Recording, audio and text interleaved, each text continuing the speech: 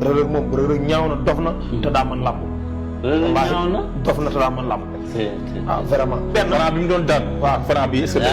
non du benn mais xam ni problème bi amee ak kii. waaw Reug li problème bi Franc magul. Franc.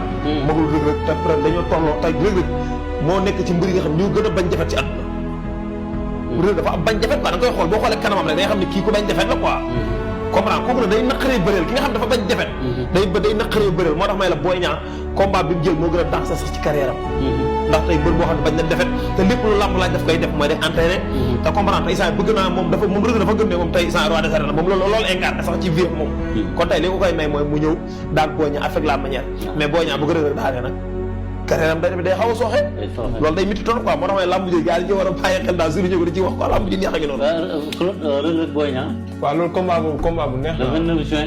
man mosuma gis combat boo xam ne xaw ma sax noonu laay pronostiqué xanaa booba bu ñu demee ba gis seen état physique yi. ñu mën a wax.